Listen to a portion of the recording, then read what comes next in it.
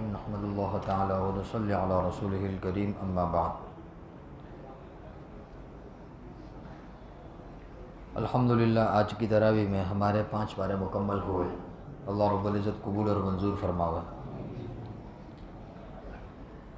تراویح شروع ہوئی سورہ نساء سے۔ سورہ نساء جو ہے اس میں اللہ رب العزت نے پردے کے اور مستورات کے لائن کے بہت سارے مسائل ارشاد فرمائے ہیں۔ عربی زبان کے اندر نساء عورت کو ہی کہتے ہیں، نساء مطلب عورت، چونکہ عورتوں سے متعلق بہت ساری باتیں اس صورت کے اندر نازل فرمائی ہے، اس لیے اللہ رب العزت نے اس صورت کا نام سورہ نساء رکھا گیا ہے۔ یہ مدینہ المنورہ میں نازل ہوئی ہے اور اس صورت کے اندر 176 آیتیں ہیں، 176، اور اس میں 24 رکوع ہے۔ اس صورت کے بارے میں حضرت عمر فاروق رضی اللہ تعالیٰ عنہ کا قول ہے کہ اپنی عورتوں کو سورہ نساء سکھلاؤ، ان کو سمجھاؤ، ان کو پڑھاؤ، کہ اس کے اندر معاشرے کے بہت سارے مسائل اللہ رب العزت نے ارشاد فرمائے ہیں۔ اور عام طور پر نکاح کے موقع پر جو نکاح کا خطبہ ہوتا ہے نا، تو نکاح کے خطبے میں سورہ نساء کی ابتدائی آیات پڑھی جاتی ہے۔ اللہ پاک فرماتا ہے کہ یا ایھا الناس اتقوا ربکم الذی خلقکم والذین من قبلکم خلقکم من نفس واحدہ۔ تو یہ آیت نکاح کے موقع پر کیوں پڑھی جاتی ہے؟ کیونکہ نکاح کے متعلق احکامات اللہ نے اس آیت میں نازل فرمائے ہیں۔ اس کا ترجمہ ہوتا ہے کہ اے لوگو، تم اپنے اس پروردگار سے ڈرو جس نے تم کو خلقکم من نفس واحدہ، نفس واحد سے پیدا کیا، وخلق منہا زوجہا، اور اس نفس واحد سے اس کے جوڑ کو پیدا کیا، وبث منہما رجالا کثیرا ونساء، اور ان دو جوڑوں سے اللہ رب العزت نے سینکڑوں مردوں کو اور سینکڑوں مستورات کو پیدا کیا۔ یہاں اللہ رب العزت نے پیدائش کے 3 طریقے ارشاد فرمائے۔ سب سے پہلے اللہ پاک نے ارشاد فرمایا الذی خلقکم، کہ وہ اللہ جس نے تم کو پیدا کیا من نفس واحدہ، نفس واحد سے پیدا کیا۔ اس سے مراد حضرت آدم علیہ السلام ہے۔ تو یہ اللہ رب العزت کا پیدائش کا طریقہ وہ ہے جو بغیر نمونے کے ہے۔ حضرت آدم سے پہلے کوئی انسان دنیا کے اندر تھا نہیں، بغیر کسی نمونے کے اللہ رب العزت نے حضرت آدم علیہ السلام کو پیدا کیا۔ تو یہ نفس واحد سے مراد کون ہے؟ حضرت آدم علیہ السلام۔ تو پیدائش کا یہ طریقہ حضرت آدم علیہ السلام کے ساتھ خاص۔ حضرت آدم علیہ السلام کے نہ والد ہے نہ والدہ ہے، ٹھیک ہے، بغیر کسی باپ کے اور بغیر کسی ماں کے حضرت آدم علیہ السلام کو اللہ نے پیدا کیا۔ اور پیدائش کا یہ طریقہ حضرت آدم علیہ السلام کے ساتھ خاص ہے، اس کے بعد کسی کو اس طرح پیدا نہیں کیا گیا۔ پیدائش کا دوسرا طریقہ اللہ رب العزت نے ارشاد فرمایا وَخَلَقَ مِنْهَا زَوْجَهَا، اور حضرت آدم سے ان کی بیوی کو پیدا کیا، یعنی کس کو؟ اماں حوا کو۔ یہ پیدائش کا دوسرا طریقہ کہ حضرت آدم علیہ السلام کی بائیں پسلی سے، ان کی کروٹ سے، ان کے پہلو سے اللہ رب العزت نے کس کو پیدا فرمایا؟ اماں حوا کو پیدا فرمایا۔ یہ پیدائش کا دوسرا طریقہ، یہ بھی انہی دونوں کے ساتھ خاص ہے۔ اس کے بعد اس طریقے سے اللہ نے کسی اور کو پیدا نہیں کیا۔ پیدائش کا تیسرا طریقہ وَبَثَّ مِنْهُمَا رِجَالًا كَثِيرًا وَنِسَاءً، یہ اب تک چلا آ رہا ہے کہ ان دونوں کے ذریعے، یعنی دادا آدم اور اماں حوا، ان دونوں کے ذریعے اللہ رب العزت نے اب پوری کائنات کا نظام چلایا۔ تو یہ پیدائش کا تیسرا طریقہ ہے، یہ ابھی تک چل رہا ہے اور قیامت تک اسی طرح چلتا رہے گا۔ وَبَثَّ مِنْهُمَا، اور ان دونوں کے ذریعے، یعنی ابا آدم اور اماں حوا کے ذریعے اللہ رب العزت نے سینکڑوں مردوں کو پیدا کیا اور سینکڑوں مستورات کو پیدا کیا۔ پیدائش کے 3 طریقے بیان فرمانے کے بعد اللہ رب العزت ارشاد فرماتا ہے، چونکہ نکاح کے متعلق یہ آیت ہے، تو نکاح جب قائم ہوتا ہے، منعقد ہوتا ہے، تو 2 نئے رشتے وجود میں آتے ہیں نا۔ میاں بیوی کا جو رشتہ ہوتا ہے، اسی طریقے سے میاں بیوی کے جو خاندان ہوتے ہیں آپس میں ملتے ہیں، اجنبی خاندان آپس میں کیا بن جاتے ہیں؟ رشتہ دار بن جاتے ہیں۔ تو اب حقوق بڑھ جاتے ہیں شوہر کے ذمے بیوی کے حقوق، بیوی کے ذمے شوہر کے حقوق. تو اللہ رب العزت نے دونوں میاں بیوی کو ایک دوسرے کے رشتے کا پاس اور لحاظ رکھنے کا حکم فرمایا، اور ارشاد فرمایا خاص طور پہ مرد کو کیا فرمایا؟ وَاتَّقُوا اللَّهَ الَّذِي تَسَاءَلُونَ بِهِ وَالْأَرْحَامَ، اور اللہ رب العزت سے ڈرو جس نے پیدا کیا تم کو اور جو تم سے سوال کرے گا، یا تم سے سوال کیا جائے گا کس کے بارے میں؟ رشتے ناطے کے بارے میں. اس لیے آدمی سے اس کے رشتہ داروں کے بارے میں بھی سوال ہوگا. اللہ رب التساءلون بہ والارحام ان اللہ کان علیکم رقیبا. ارحام سے مراد اس کا رحم والا رشتہ بھی ہو سکتا ہے، یا یہ ہے کہ رحم سے مراد ایک بیوی کے ذریعے جو ایک نیا رشتہ وجود میں آتا ہے، سسرالی رشتہ، اس کا بھی پاس و لحاظ رکھنا چاہیے. ان اللہ کان علیکم رقیبا، اللہ رب العزت تم پر نگہبان ہے. پھر اللہ رب العزت نے یہاں پر نکاح کے کچھ مسائل بیان فرمائے، نکاح کے واقعات بیان فرمائے. پھر آگے چل کر اللہ رب العزت نے وراثت کے بہت اہم مسائل بیان فرمائے. یوصیکم اللہ، یہ قرآن پاک کے اندر مشہور آیت ہے میراث کے تعلق سے. میراث کے سلسلے میں ہماری بہت زیادہ کوتاہی پائی جاتی ہے. سب سے پہلے تو ہمارے یہاں میراث تقسیم ہوتی ہی نہیں ہے. اگر تقسیم ہوتی بھی ہے تو وہ تقسیم کے اندر ٹائم بہت زیادہ لگ جاتا ہے، اور بہت عرصے کے بعد اگر تقسیم وجود میں آ بھی جاتی ہے تو پھر اس میں کیا ہوتا ہے؟ شریعت کا پاس و لحاظ نہیں ہوتا ہے. وہ کورٹ کچہری کے چکر کھاتے ہیں، وکیلوں کے پاس جاتے ہیں، لیکن یہ فرصت نہیں ملتی، یہ موقع نہیں ملتا، یہ توفیق نہیں ملتی کہ بھئی دارالقضاء میں چلے جاوے اور قاضی صاحب مفتی صاحب کے پاس بیٹھ کر کیا کر لیا جاوے؟ شریعت کی روشنی میں اس کو حل کر لیا جاوے. اللہ رب العزت نے وراثت کے اتنے بہترین انداز میں مسائل بیان فرمائے. کسی بھی کتاب اور کسی بھی قانون اور ضابطے میں ایسے مسائل نہیں ملیں گے کہ سب کو سب کا حق دیا گیا ہے. ورنہ تو دنیاوی قوانین اور ضوابط کے اعتبار سے تو دیکھنے جاوے بہت سارے رشتہ دار بیچارے کیا ہو جاتے ہیں؟ محروم ہو جاتے ہیں. ایسے قانون اور ضابطے بنے ہوئے، جبکہ شریعت نے حقداروں کو ان کا حق دلایا ہے. تو اللہ رب العزت نے وراثت کے مسائل بیان فرمائے. یہ سورہ نساء کے اندر ہے. اس میں اللہ رب العزت نے یوصیکم اللہ، یہ آیت ہے، کافی مشہور آیت ہے، اور اس میں کافی تفصیل ہے. موقع ملے تو اس کو سیکھنا چاہیے. علماء کرام کے پاس بیٹھ کر وراثت کے مسائل سیکھنے چاہیے، پوچھنے چاہیے. جس طریقے سے نماز کے مسائل ہم پوچھتے ہیں، اس طریقے سے وراثت کے مسائل بھی کیا کرنے چاہیے؟ پوچھنے چاہیے. پھر وراثت کے تعلق سے اللہ رب العزت نے جو احکامات بیان فرمائے، آخر میں آیت نازل فرمائے کہ تلک حدود اللہ، یہ اللہ رب العزت کے ضابطے ہیں. جو بھی اللہ کے ضابطوں پر عمل کرتے ہوئے اللہ کی اطاعت کرتا ہے، اللہ کے رسول کی اطاعت کرتا ہے، تو پھر اللہ رب العزت اس کو کیا کرے گا؟ جنت میں داخل فرمائے گا. اور جو پھر وَمَن يَعْصِ اللَّهَ وَرَسُولَهُ، اور اگر اللہ کے بیان کردے ضابطے اور قانون کی خلاف ورزی کرتا ہے جو کوئی، تو پھر اور اس کے حدود سے آگے بڑھتا ہے تو اللہ پاک اس کو کیا کرے گا؟ جہنم میں داخل کرے گا. دیکھو یہ وراثت کے مسائل بیان فرمائے. وراثت کے مسائل بیان فرمانے کے بعد اللہ نے یہ آیت نازل فرما دی، تلک حدود اللہ، یہ اللہ رب العزت نے ضابطے بیان کر دیے. اب ان کو فالو کرنا ہے. اگر فالو نہیں کرو گے، میں یعصی، آگے اللہ پاک نے فرمایا، تو پھر کیا ہے؟ جہنم ٹھکانہ ہے. اور اگر فالو کر لیا، اللہ و اللہ کے رسول کو مان لیا، ان کے احکامات کو سمجھ لیا، اس پر عمل کر لیا، تو پھر یدخلہ جنات تجری من تحتها الانہار خالدین فیہا وذلک الفوز العظیم. یہ بڑی کامیابی ہے. عام طور پر وراثت کے اندر بڑی رقم ملنے کو آدمی کامیابی سمجھتا ہے. اللہ پاک فرماتے نہیں، وراثت کا پیسہ جو آنے والا ہے، اگر یہ اللہ اور اس کے رسول کے حکم کے مطابق آیا ہے تب تو بہت اچھی بات ہے. اور اگر اللہ اور اس کے رسول کے حکم کے خلاف آیا ہے، حق دبایا گیا ہے، تو پھر یہ کامیابی کی دلیل نہیں ہے. ہم اس کو کامیابی سمجھتے ہیں. اللہ ہماری حق تلفیظ اللہ ہماری حفاظت فرماوے. پھر اللہ رب العزت نے کچھ رشتے ناطے بیان فرمائے. یہ چوتھے پارے کی بالکل آخری آیت ہے. اس میں کچھ ہمارے رشتہ دار ایسے ہیں جن کے ساتھ ہمارا نکاح حرام ہے. تو اللہ رب العزت نے ارشاد فرمایا، حرمت علیکم امہاتکم، ماں کے ساتھ کبھی بھی رشتہ نہیں ہو سکتا. یعنی کون سا رشتہ؟ ازدواج رشتہ، شادی والا رشتہ، نکاح والا رشتہ، وہ نہیں ہو سکتا. تو حرام کر دی گئی تم پر تمہاری مائیں اور تمہاری بیٹیاں اور تمہاری بہنیں، حقیقی بہنیں، وعماتکم، اور تمہاری حقیقی پھوپھیاں، وخالاتکم، اور تمہاری حقیقی خالائیں، وبنات الاخی، اور تمہاری حقیقی بھتیجیاں، وبنات الاخت، اور تمہاری حقیقی بھانجیاں، وامہاتکم اللاتی ارضعنکم، اور وہ تمہاری مائیں جنہوں نے تم کو دودھ پلایا. جنا تو نہیں ہے لیکن دودھ تم کو پلایا ہے جن ماؤں نے، یعنی تمہاری جو دائی ہے.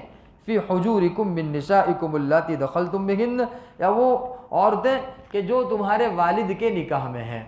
تو یہ اللہ رب العزت نے کچھ ایسے رشتے بیان فرمائے کہ جن کے ساتھ نکاح ہمیشہ کے لیے کیا ہے؟ حرام قرار دیا ہے۔ کسی بھی مذہب یا کسی بھی ریلیجن کے اندر یہ تفصیلات نہیں ملے گی جو دین اسلام کے اندر باقاعدہ باضابطہ طور پر اللہ نے نازل فرمائی ہے۔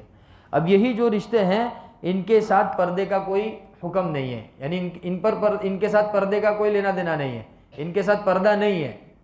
جیسے ماں ہے تو ماں اور بیٹے کا کوئی پردہ نہیں ہے، بہن اور بھائی، لیکن یہ حقیقی ہونا چاہیے۔ ہمارے یہاں منہ بولے بھائی بہت چلتے ہیں اور منہ بولی بہنیں بھی بہت چلتی ہے، وہ کہتے ہیں نا بھائی بنا لے اب نے تو بھائی بنا لے تو جائز تھوڑی ہو جائے گا اس کے ساتھ سفر کرنا، یا جائز تھوڑی ہو جائے گا کہ تم اس کے سامنے بغیر پردے کے چلے آؤ۔ ہمارے یہ رواج بہت چلتا ہے، منہ بولا بھائی، منہ بولے انکل، منہ بولے چاچا، منہ بولے خالو، یہ سب منہ بولے چلتے ہیں۔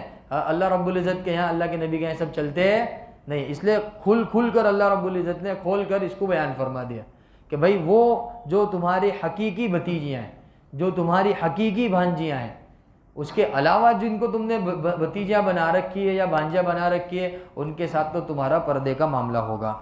پھر چوتھے پارے کے آخر میں اور پھر پانچویں پارے کے شروع میں پھر واپس وہی کچھ نکاح کے مسائل اور نکاح کے احکامات بیان فرمائے۔ اس کے اندر اللہ رب العزت نے ایک آیت یہ بھی نازل فرمائی ہے کہ بھئی اگر تمہاری مرضی ہو اور تمہاری استطاعت ہو، تم نبھا سکتے ہو تو ایک سے زیادہ 2 نکاح بھی کر سکتے ہو، تیسرا بھی کر سکتے ہو، چوتھا بھی نکاح کر سکتے ہو۔ اصل میں نکاح کا جو ٹاپک ہے ہمارے یہاں ایک تک محدود رہتا ہے، ایک سے آگے کبھی ہمارے یہاں نہ تبصرہ ہوا، نہ کبھی اس کا مذاکرہ ہوا، نہ کبھی تذکرہ ہوا۔ بھولے سے اگر کسی بندے نے ہمت کر کے دوسرا نکاح کر لیا تو پھر وہ تان تشنی کا ذریعہ بن جاتا ہے اور وہ معاشرے میں شک کی نگاہ سے دیکھا جاتا ہے اور طرح طرح سے القابات سے اس کو نوازا جاتا ہے۔ حالانکہ ایسا نہیں ہونا چاہیے۔ اگر کسی بندے کو اللہ نے استطاعت دے رکھی ہو اور اس کے اندر حقوق کو پورا کرنے کی صلاحیت موجود ہو، یہ ضروری ہے۔ حقوق کو پورا کرنے کی اس کے اندر کیا ہونی چاہیے؟ ظاہری طور پر یعنی اس کے رہنے سہنے کا، مکان کا انتظام کر سکے وہ۔ ایسا نہ ہو کہ خود کے تو کھانے پینے کے پھانپے ہو اور وہ شادیاں کرتا پھرے، ایسا بھی نہیں ہونا چاہیے۔ اللہ نے اس کو وسعت دے رکھی ہو، اس کے پاس مکان کا انتظام ہو، روزی روٹی کا انتظام ہو اور اس کی پہلی بیوی ہو، اب اس کو اجازت ہے شریعت کی جانب سے، تم وسعت رکھتے ہو دوسرا نکاح کر لو۔ شرط یہ ہے کہ دونوں کے درمیان میں انصاف کا معاملہ کرنا پڑے گا۔ اب ہمارے یہاں معاملہ کیا ہو گیا کہ نکاح کو ہم لوگوں نے مہنگا بنا دیا اور زنا کو کیا کر دیا؟ بالکل سستا بنا دیا۔ اب ایسا ہوتا ہے، اب کتنی اس کے اندر کھل کر وضاحت کی جائے۔ بھئی دوسرا نکاح اللہ رب العزت نے اجازت دی ہے تو اس میں بڑی حکمتیں ہیں، بڑی مصلحتیں ہیں اس میں۔ اب موجودہ زمانہ دیکھو، انٹرنیٹ کا زمانہ ہے، ٹیکنالوجی کا زمانہ ہے، فیس بک چلایا جا رہا ہے، واٹس ایپ، ٹویٹر، پتہ نہیں کیسی ویڈیوز اور کیسے فوٹوز دیکھے جاتے ہیں، تو وہاں تو نکاحوں کی حفاظت ہی نہیں ہو پاتی ہے موبائل کے اوپر تو۔ اور پھر وہاں پر ایک نکاح ہے، ایک نکاح کے اندر بھی کچھ ایام ایسے ہوتے ہیں جس میں قربت حاصل نہیں کر سکتے ہیں، اس وقت کیا کرتا ہے آدمی؟ اب بہت سارا ذرا زنا کے اندر کارگزاری ہیں، زنا میں مبتلا ہو گئے، تو زنا میں مبتلا ہونے کو گوارا کیا جا رہا ہے ہمارے درمیان میں، لیکن دوسرے نکاح کو گوارا نہیں کیا۔ دوسرا نکاح وہ حلال طریقہ ہے جو شریعت نے بتایا، اور زنا وہ ناجائز طریقہ ہے جس کو شریعت نے حرام قرار دیا۔ اللہ پاک نے فرمایا لا تقربوا الزنا، زنا کے بالکل قریب بھی مت جاؤ۔ تو دوسرے نکاح کا عام نہ ہونا، اس کا بہت بڑا نقصان یہ ہے کہ امت مسلمہ کا اکثر طبقہ، اکثر نوجوان شادی شدہ حضرات بھی وہ کس میں مبتلا ہو گئے؟ زنا کے اندر مبتلا ہو گئے۔ حالانکہ وہ لوگ جن کو اللہ نے وسعت دے رکھی ہے، جو کر سکتے ہیں، نبھا سکتے ہیں، وہ بھی ہمت نہیں کرتے۔ پتہ نہیں کیوں ہمت نہیں کرتے، وہ بالکل پیچھے ہٹے ہوئے ہیں۔ حالانکہ اللہ رب العزت نے اجازت دی ہے فَانْكِحُوا مَا طَابَ لَكُم مِّنَ النِّسَاءِ مَثْنَىٰ وَثُلَاثَ وَرُبَاعَ، کہ تم مستورات میں سے 2 سے چاہے نکاح کر لو، 3 سے چاہے نکاح کر لو، 4 سے چاہے نکاح کر لو، 4 تک کی اللہ رب العزت نے اجازت دی ہے۔ کیونکہ وہ عورتوں کے بہت سارے مسائل، جو شادی شدہ حضرات ہیں وہ سب جانتے ہیں، بہت سارے مسائل ایسے ہوتے ہیں کہ جن مواقع کے اندر قربت حاصل نہیں کی جا سکتی، تو پھر اس موقع پر آدمی کیا کرے گا؟ تو اس کے لیے یہ آپشن بی کے طور پر کہ اللہ رب العزت نے اجازت دی کہ بھئی دوسرا نکاح کر لو، زنا کے قریب مت جاؤ، دوسرا نکاح کر لو، اور اس کے لیے کہ بہت زیادہ احتیاط اور بہت زیادہ انصاف کا معاملہ ہونا چاہیے۔ بہرحال یہ سب مسائل اللہ رب العزت نے بیان فرمائے۔ ہمارے درمیان چونکہ ان کا مذاکرہ ہوتا نہیں ہے، اس لیے یہ سب مسائل ہمارے ذہن و دماغ میں بھی نہیں ہوتے ہیں کہ قرآن پاک میں بھی اللہ نے اس کو بیان فرمایا۔ پھر یہ 5ویں پارے میں تقریباً یہی نکاح سے متعلق، اولاد سے متعلق، رشتے ناطے سے متعلق آیات نازل فرمانے کے بعد سورہ نساء کا بالکل جو آخری حصہ ہے اس میں اللہ رب العزت نے کچھ منافقوں کے حالات بیان فرمائے، چونکہ ایک واقعہ پیش آیا تھا اللہ کے نبی صلی اللہ علیہ وسلم کے زمانے میں، جس میں منافقوں نے اللہ کے نبی صلی اللہ علیہ وسلم کے گھر والوں کی طرف زنا کی نسبت کی تھی، جس کو اللہ رب العزت نے واقع افک کے طور پر 18ویں پارے میں بیان فرمایا ہے، نازل فرمایا ہے۔ انشاءاللہ تعالیٰ اس موقع پر اس کی تفسیر آئے گی۔ مختصر یہ ہے کہ منافق جو تھے مدینۃ المنورہ کے، وہ اللہ کے نبی صلی اللہ علیہ وسلم کے پیٹھ پیچھے بہت ساری غیبت کرتے تھے اور بہت ساری باتیں بھی لاتے تھے صحابہ کرام کے تعلق سے، اللہ کے نبی کے گھر کے تعلق سے۔ تو اللہ رب العزت نے ان منافقوں کے سلسلے میں آیات نازل فرمائی ہے اور فرمایا کہ ان المنافقین یخادعون اللہ، یہ جو منافق ہیں یہ یوں سمجھتے ہیں کہ یہ اللہ کو دھوکہ دے رہے ہیں، حالانکہ یہ اللہ کو کوئی دھوکہ دے سکتا ہے گا؟ کوئی بھی دھوکہ نہیں دے سکتا۔ شیطان بھی یوں سمجھتا تھا کہ بھائی میں تو آدم سے بڑا ہوں، میرے کو جھکنے کا حکم دیا گیا، میں نہیں جھکتا، تو وہ یوں سمجھ رہا ہے کہ میں نے اللہ کی حکم کا انکار کر دیا، حالانکہ وہ اس لائق اتنی تھا کہ وہ اللہ کے حکم کو پورا کرتا، اللہ نے اس کو بھگا دیا وہاں سے۔ تو وہ شیطانی حرکت والی بات ہوتی ہے نا۔ تو منافق بھی یوں سمجھتے ہیں کہ بھائی ہم نے اللہ کو اور اللہ کے رسول کو دھوکہ دیا، تو اللہ پاک فرماتے ہیں کہ ان المنافقین یخادعون اللہ، کہ منافق کا یہ گمان ہے، یہ سوچتے ہیں کہ یہ اللہ کو دھوکہ دے رہے ہیں، حالانکہ وَهُوَ خَادِعُهُمْ، اللہ رب العزت خود جاننے والا ہے کہ یہ کیا کر رہے ہیں، کیا سوچ رہے ہیں۔ وَإِذَا قَامُوا إِلَى الصَّلَاةِ، اور جب نماز کے لیے کھڑے ہوتے ہیں تو بالکل کوتاہی کے ساتھ کھڑے ہوتے، سستی کے ساتھ کھڑے ہوتے، قاموا کسالى، اس لیے کہا گیا کہ نماز کے اندر چستی کے ساتھ کھڑے ہونا چاہیے۔ نماز میں کھڑے ہونے کی حیت ایسی ہونی چاہیے جس سے پتہ چلے کہ بھئی یہ بندہ حاضر ہے یہاں پر۔ ایک پیر کے سہارے کھڑے ہوتے ہیں نا بہت سے حضرات، ایسا ہوتا ہے ایک پیر ڈھیلا چھوڑ دیتے اور ایک پیر کے اوپر ٹیک لگا کر کھڑے ہوتے ہیں، تو اس سے اندازہ ہوتا ہے کہ یہ بندہ یہاں حاضر نہیں، اس کا جسم تو حاضر ہے لیکن اس کا دماغ یہاں حاضر۔ اس کو منافقوں کی صفت کہا گیا ہے۔ اللہ پاک فرماتے ہیں وَهُمْ كُسَالَى، کسالہ کی تفسیر میں یہ بات لکھی ہوئی ہے کہ ہمارے کھڑے ہونے کا انداز ایسا ہونا چاہیے نماز میں کہ دیکھنے والے کو پتہ چلے کہ بھائی یہ حقیقت میں نماز میں حاضر ہے۔ اس کے اندر ایک چیز یہ بھی ہے کہ ہاتھ ادھر ادھر نہ مارے، جیسے کوئی ٹوپی سیدھی کر رہا ہوتا ہے، کوئی کرتا سیدھا کر رہا ہوتا ہے، کوئی کھجال رہا ہوتا ہے، یہ سب کسالہ کی اندر آ جائے گا۔ یراؤن الناس، لوگوں کو دکھانے کے لیے پڑھتے ہیں، لا یذکرون اللہ الا قلیلا، اور اللہ رب العزت کا ذکر بہت تھوڑا سا کرتے ہیں۔ مذبذبین بین ذالک، بالکل تذبذب کے شکار ہے۔ وہ ایک شعر ہے نا، نہ خدا ہی ملا نہ وصال صنم، نہ ادھر کے رہے نہ ادھر کے رہے۔ تو منافقوں کی حالت بھی ایسی ہی ہے کہ وہ دنیاوی معاملات کو اختیار کرتے ہوئے یوں چاہتے ہیں کہ بھئی اللہ اور اس کے رسول سے بھی دوستی ہو جاوے، اور جب ان کے اللہ کے نبی سے ہٹ کر جب تنہائی میں جاتے ہیں تو پھر اللہ کے نبی کی برائی کرنے لگتے ہیں۔ وہ پہلے بارے میں بھی اللہ رب العزت نے اس کا کچھ تذکرہ فرمایا ہے۔ تو بہرحال منافق اس کو کہتے ہیں جس کے دل میں کچھ اور ہو، زبان میں کچھ اور ہو۔ وہ غزوہ خندق کے موقع پر بھی ان لوگوں نے بہت نقصان پہنچایا منافقوں نے، حضرت عائشہ کے واقعے کے اندر بھی انہوں نے بہت نقصان پہنچایا منافقوں نے۔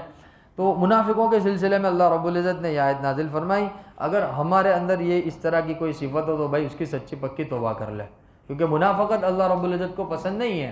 ایک تو اللہ رب العزت کافروں کو سزا دے گا آخرت میں، یہودیوں کو عیسائیوں کو سزا دے گا، اور ایک اللہ رب العزت منافقوں کو سزا دے گا۔ منافقوں کی سزا کو اللہ رب العزت نے کافروں کی سزا سے بھی بدتر سزا قرار دیا گیا۔ اللہ پاک نے پہلے یہ منافقوں کی صفت بیان فرمائی کہ ان المنافقین یخادعون اللہ وهو خادعهم، کہ جو منافقین ہیں یہ اللہ کو دھوکہ دینا چاہتے ہیں، حالانکہ اللہ کو کوئی دھوکہ دے سکتا ہے؟ نہیں دے سکتا ہے۔ وَإِذَا قَامُوا إِلَى الصَّلَاةِ، ایک تو بری صفت یہ ہوئی کہ دھوکہ دے رہے، دوسری بری صفت کہ اِذَا قَامُوا إِلَى الصَّلَاةِ، جب نماز کے لیے کھڑے ہوتے ہیں، قاموا کسالى، کیسے کھڑے ہوتے؟ سستی کے ساتھ کھڑے ہوتے ہیں۔ تیسری بری صفت یراؤن الناس، دکھلاوے کے لیے نماز پڑھتے ہیں۔ کس کے لیے نماز پڑھتے ہیں؟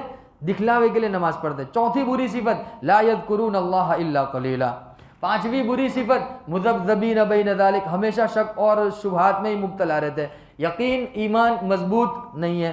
لا الہ الا ولا الہ الا، نہیں ادھر ہے نہیں ادھر ہے۔ وہ بے پیندی کا لوٹا کہاوت ہے نا ہمارے یہاں، بے پیندی کا لوٹا، ادھر بھی لڑکتا ہے ادھر بھی لڑکتا ہے۔ تو لا الہ الا ولا الہ الا، تو یہ ان کی کچھ 7 بری صفتیں بیان فرمائی۔ پھر اللہ پاک نے فرمایا وَمَن يُضْلِلِ اللَّهُ فَلَن تَجِدَ لَهُ سَبِيلًا، اللہ جس کو گمراہ کر دے بتاؤ اس کو کون راستہ بتلا سکتا ہے گا؟ اب اللہ ہی نے ان کو گمراہ کر دیا۔ اور پھر یہ منافقوں کی بری صفتیں بیان فرمانے کے بعد اللہ پاک نے ہم سب کو ایک حکم دیا ہے، کہ یا ایھا الذین آمنوا، اے ایمان والو، لا تتخذوا الکافرین اولیاء من دون المؤمنین، مسلمانوں کو چھوڑ کر کافروں کے ساتھ دل لگی مت کرو، دوستانہ یاری مت کرو۔ دیکھو کافروں کے ساتھ معاملات الگ چیز ہے، تعلقات الگ چیز ہے۔ معاملات مطلب لین دین، خرید و فروخت، وہ تو ہے، وہ تو کریں گے، لین دین تجارت، وہ تو اللہ کے نبی صلی اللہ علیہ وسلم نے بھی تجارت تو کی کافروں کے ساتھ، یہودیوں کے ساتھ، لیکن ایک دوستانہ ہوتا ہے نا، دلی تعلق، قلبی تعلق، تو وہ قلبی تعلق تو اللہ پاک فرماتے ہیں ایمان والوں کا ایمان والوں کے ساتھ ہی ہوگا نا۔ کیا خیال ہے؟ ایمان والوں کا ایمان والوں کے ساتھ ہی ہوگا، ایمان والوں کا کافروں کے ساتھ قلبی تعلق نہیں ہوگا، کیونکہ محبت اگر کسی سے ہونی چاہیے تو وہ کس کے لیے ہونی چاہیے؟ اللہ کے لیے ہونی چاہیے۔ اب وہ آلریڈی اللہ کا انکار کر چکا ہے، اللہ کو مانتا ہی نہیں ہے، اسی لیے اللہ کے نبی صلی اللہ علیہ وسلم کے زمانے کے جو منافق تھے ان کی حرکتیں ایسی تھی، صحابہ کرام کو اللہ نے حکم دیا کہ ان لوگوں کی صحبت تم اختیار مت کرو، ورنہ ان کی صحبت میں بیٹھ کر تم بھی کیا ہو جاؤ گے؟ ان کے جیسے ہو جاؤ گے۔ صحبت کا اثر ہوتا ہے نا، صحبت صالح ترا صالح کنت، نیک کی صحبت تجھے نیک بنا دے گی، وہ صحبت طالح ترا طالح کند، یہ فارسی کا ایک مقولہ ہے کہ برے کی صحبت تجھے کیا بنا دے گی؟ برا بنا دے گی۔ تو اللہ رب العزت نے وہ حکم نازل فرمایا کہ ایمان والو ایسے کافروں اور منافقوں کے ساتھ دوستانہ مت رکھو، کہ ورنہ تمہارے اندر بھی وہ والی بری صفت پیدا ہو جائے گی۔ من دون المؤمنین، ایمان والوں کو چھوڑ کر، اتریدون ان تجعلوا للہ علیکم سلطانا مبینا، کیا تم یہ چاہتے ہو کہ تمہارے خلاف اللہ رب العزت کوئی دلیل قائم کر دے کہ نہیں ایسا مت کرو، ان کے دوستانہ مت کرو۔ کیوں؟ کیونکہ اب منافقوں کی صفت بیان فرمائے، ان المنافقین فی الدرک الاسفل من النار، کہ منافقین وہ لوگ ہیں جن کو ہم جہنم کے بالکل آخری طبقے کے اندر ڈال دیں گے۔ یہ کون کہہ رہا ہے؟ اللہ پاک کہہ رہا ہے۔ حالانکہ اللہ تو بہت زیادہ رحیم ہے، بہت زیادہ کریم ہے۔ سورہ فاتحہ کے شروع میں اللہ رب العزت کی رحم اور کرم والی صفت ہم نے پڑھی نا، لیکن وہ ان کی کیفیت اور ان کی بری عادتیں ایسی تھی کہ اللہ رب العزت نے آیت نازل فرمائی کہ منافقوں کو ہم جہنم کے آخری طبقے میں، آخری گڑھے میں پھینکیں گے، اور وَلَن تَجِدَ لَهُمْ نَصِيرًا، ان کا کوئی بھی آپ مددگار نہیں پاؤ گے۔ ہاں البتہ جن لوگوں نے توبہ کر لی، سچی توبہ کر لی، وہ اصلحوا، اور اپنے آپ کی اصلاح کر لی، غلطی کوتاہی ہو جاتی ہے، کس سے نہیں ہوتی ہے، لیکن اس کو احساس ہوا، اس نے توبہ کر لی اور اپنے آپ کی اصلاح کر لی، وَاعْتَصَمُوا بِاللَّهِ، اور اللہ رب العزت کی رسی کو مضبوطی سے تھام لیا، اللہ رب العزت کو مضبوطی سے تھام لیا، وَأَخْلَصُوا دِينَهُمْ لِلَّهِ، اور اپنے دین کو اللہ کے لیے خاص کر لیا، خالص اللہ کی عبادت میں مشغول ہو گئے، فَأُولَٰئِكَ مَعَ الْمُؤْمِنِينَ، تو پھر یہ لوگ بھی انشاءاللہ تعالی ایمان والوں کے ساتھ شمار ہو جائیں گے آخرت میں۔ وَسَوْفَ يُؤْتِ اللَّهُ الْمُؤْمِنِينَ أَجْرًا عَظِيمًا، اور اللہ رب العزت ایمان والوں کو عن قریب بہت بڑا اجر دینے والا ہے۔ تو بہرحال اللہ رب العزت نے یہ 5ویں پارے کے اخیر میں یہ منافقت کے تعلق سے کچھ آیات نازل فرمائی ہے، اللہ کرے ہمیں بات سمجھ میں آ جاوے، اور اللہ رب العزت نے ان آیات کے اندر جو احکامات نازل فرمائے ہیں، خاص طور پر نکاح کے متعلق، وراثت کے متعلق اور رشتے ناطے کے متعلق، یہ 3 باتیں بہت اہم ہیں۔ ایک نکاح کے مسائل بیان فرمائے، وراثت کے مسائل بیان فرمائے، اور رشتے ناطے کے کچھ مسائل بیان فرمائے۔ اللہ کرے ہم ان تمام کا پاس و لحاظ رکھنے والے بن جاوے، اور جن چیزوں سے اللہ رب العزت نے منع کیا ان سے بچنے والے بن جاوے۔ بسم اللہ الرحمن الرحیم، اللہم صلی وسلم علی سیدنا مولانا محمد وعلى آل سيدنا مولانا محمد وبارك وسلم، يا أول الأولين يا آخر الآخرين يا رحم المساكين يا ذا القوة المتين يا حنان يا منان، برحمتك نستغيث، إلهكم إله واحد لا إله إلا هو الرحمن الرحيم۔ اے کریم آقا رحمہ کا ہم سب کی خطاؤں سے درگزر فرما، ہمارے گناہوں کو معاف فرما، سیئات کو حسنات سے مبدل فرما۔ اے کریم آقا پوری دنیا کے اعتبار سے جہاں کہیں مسلمان پریشان حال ہے، سب کی مدد فرما، نصرت فرما، خاص طور پر فلسطین کے مسلمانوں کی مدد فرما، غزہ کے مسلمانوں کی نصرت فرما۔ اے رب ذوالجلال رمضان کا مقدس مہینہ چل رہا ہے، اے رب ذوالجلال ہم نے تو آج روزے رکھے ہیں، وہ تو کئی دنوں سے فاقے سے گزر رہے ہیں، ان کے تو کئی مہینوں سے روزے چل رہے ہیں۔ اے رب ذوالجلال فلسطین کے مسلمانوں کی حفاظت فرما، فلسطین کے بچوں کی حفاظت فرما، فلسطین کے مستورات کی حفاظت فرما۔ اے رب ذوالجلال ظالم کے ظلم کو توڑ دے، اے رب ذوالجلال تو ان کا محافظ، ان کا وکیل بن جا۔ اے رب ذوالجلال آج ہم نے جتنا بھی پڑھا اس کا ثواب ہم کو جتنا بھی ملا، اے رب ذوالجلال سب سے پہلے فلسطین کے شہداء کرام کو اس کا ثواب پہنچا دے، حضرت محمد صلی اللہ علیہ وسلم کو، حضرت محمد صلی اللہ علیہ وسلم کی آل اولاد کو، صحابہ کرام کو، تابعین کو، تبع تابعین کو، علماء حقانی، علماء ربانی، انبیاء علیہم السلام، غرض پوری امت مسلمہ کی پاکیزہ ارواح کو، اور خاص طور پر ہمارے تمام رشتہ داروں کو اور فلسطین کے مظلومین اور شہداء کرام کو اس کا ثواب پہنچا دے۔ یا رب صلی وسلم دائما ابدا علی حبیبک خیر الخلق کلہم، جزا اللہ عنا محمدا ما هو صلی اللہ علیہ وسلم برحمتک یا ارحم الراحمین۔